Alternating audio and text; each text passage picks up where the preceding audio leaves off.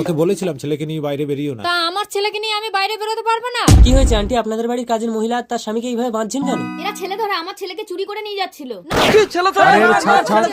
আমার মাকে মেরো না। আন্টি, এ বাচ্চা তো আপনাদের বাড়ির কাজের মহিলাকেই মা বলছে, কিন্তু আমরা তো জানি এ বাচ্চা আপনার। ছেলে ধরাগুলো আমার ছেলেকে বশ করেছে। চলে আয় শোনায়। না বাবাই আমার ছেলে। কি হয়েছে মতি? চলে এসো শোনাই। ছেলে তো ওর বাবার কাছে, তাহলে এটা কি? মা আন্টি, আপনার ছেলে তো আপনার স্বামীর কাছে। আরে এদেরকে বেঁধে রেখেছো কেন মতি? দুজনকে হুবহু একই রকম দেখতে, তাহলে কি আমাদের বাড়ির কাজের মহিলার সাথে তোমার লাইন আছে?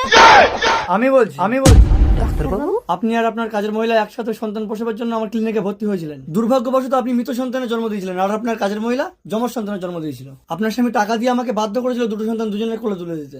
আপনি আমাকে ক্ষমা করবেন, এই দুটো সন্তানই আপনার। পাপাই শোনায়।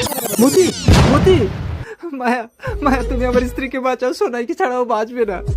মালকিন, জন্ম দিলেই শুধু মা হওয়া যায় না, লালন পালন করেও মা হওয়া যায়। শোনাই